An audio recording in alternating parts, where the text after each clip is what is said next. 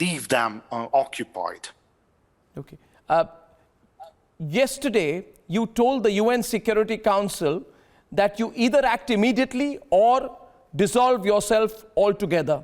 The Pope also spoke about the impotency of the UN. What specifically can the UN do for Ukraine?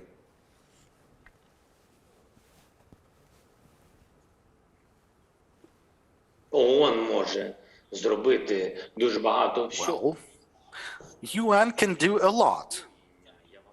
Because simply using the words, we are concerned, is not enough to stop the war.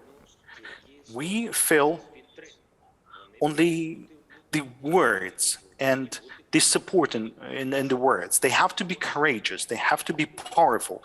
If we're talking about the isolation of the Russian Federation or different international organizations, there should be an isolation, or just having meetings with them, sitting with them at a single table and talking to them on the need to settle the issue and repeating the words concern and concern. We have heard this word for over 8 years, and unfortunately, not too many of our citizens survived after them raising their concerns. You need to establish the isolation against Russian Federation, and there are a number of leaders of the world who can start a full-scale war in different regions. That's something that may happen. We know how many leaders who might be volunteering to do so.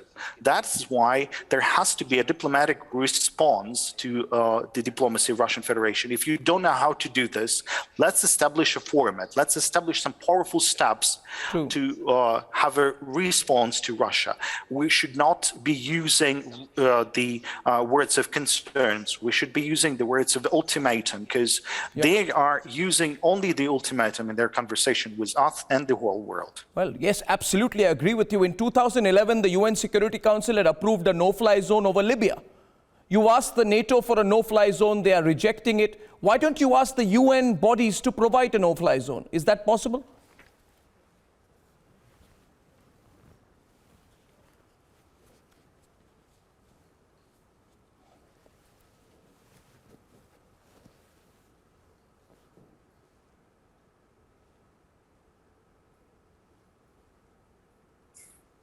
Ви знаєте, що ми Well, speaking on the no-fly zone and on this issue of closing the skies, we have asked at the level of the Ministry of Foreign Affairs, at the level of the government, at the level of president, we've called upon everyone, and we were expecting the support in this aspect. And when we understood that it's difficult and there is no joint understanding among members of different organizations or members of the alliance is not there, then we've started to suggest an alternative, like give us another opportunity. And then we've started to use more aggressive tactics. We're saying that since you're unable to protect us, then give us something that we could be using to protect ourselves. Give us aircrafts, any Soviet, European, United States, it doesn't care. Anything that would be able to fly, anything that would be able to allow us to save and to defend our citizens. Let us use this only on our territory so that you wouldn't be afraid that we would be either willing or trying to attack their own territories. We have not received an answer that I think our people were supposed to receive. President Zelenskyy, you have been asking for weapons. President Joe Biden approved a $100 million transfer of Javelin anti-armor missiles. They are giving you drones. The UK is giving you anti-tank and high-explosive missiles. Germany is giving you some tanks.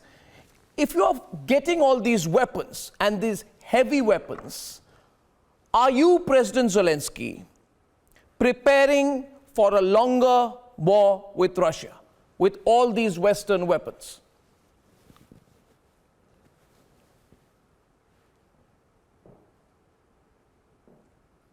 Я вважаю, що тим, що Well, нам не I передають, think